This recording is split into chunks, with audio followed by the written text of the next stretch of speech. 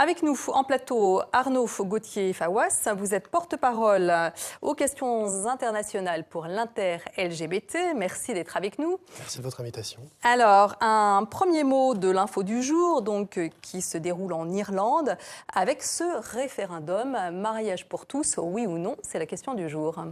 Alors oui, apparemment, les chiffres qui sont en train de tomber montrent le oui gagnant. Les derniers sondages l'indiquaient à 60-70%. Dans un pays, en plus, c'est intéressant, qui est profondément croyant. Plus de 30% des Irlandais et des Irlandaises déclarent se rendre tous les dimanches à l'église. Donc c'est vraiment une société où le poids de la religion est important, et on va le voir après, ça peut différer selon les continents. Et en plus, le camp des progressistes a reçu le soutien du Premier ministre et de l'ancienne présidente de la République, Mary McAleski. Alors, ce qui ferait combien de pays en Europe qui ont légalisé le mariage pour tous ? Alors, le dernier en date, c'est le Luxembourg, et nous sommes aujourd'hui à 11 pays sur le continent européen. Et dans le monde ? Dans le monde, une trentaine. Alors bon, l'un des continents où les choses sont les plus difficiles, c'est en Afrique.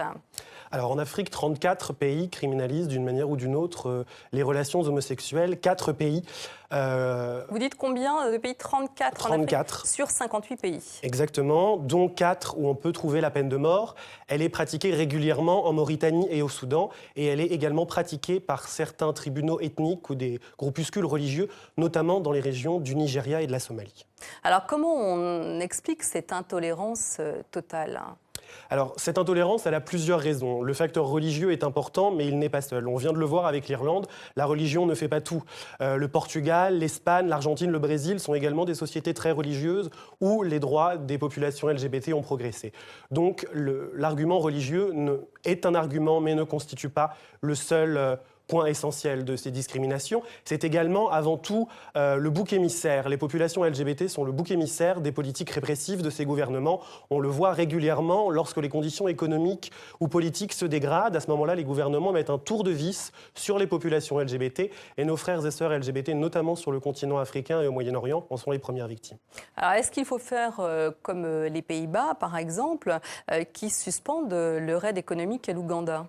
Alors, c'est une solution qui avait, par exemple, été proposé par le Premier ministre britannique David Cameron en 2011 de subventionner les pays du Commonwealth en fonction de leur respect des droits humains, et un volet LGBT avait été inclus, et aux grandes dames notamment des dirigeants ougandais qui avaient hurlé que cela allait à l'encontre des valeurs africaines. Or, l'homosexualité n'a rien d'une valeur occidentale, et elle est présente en Afrique comme dans le reste du monde depuis la naissance de l'humanité. Alors donc, continent extrêmement intolérant, mais l'Asie n'a pas grand-chose à lui envier. Si l'on prend l'exemple de l'Inde, par exemple. Alors effectivement, en Inde, la situation est compliquée. L'article du Code pénal va jusqu'à 10 ans de prison. Il y a régulièrement des manifestations de communautés LGBT qui appellent à la fin de ces lois qui sont héritées de la colonisation britannique. Ce sont toujours les lois aujourd'hui appliquées par le gouvernement. Nous avions interpellé le Premier ministre Modi lors de sa venue il y a quelques mois à Paris, et également une décision récente de la Cour fédérale qui a maintenu ces discriminations héritées de la colonisation britannique. Et puis, alors parlons de l'Asie centrale qui, elle, se calque pas mal sur la politique de Moscou.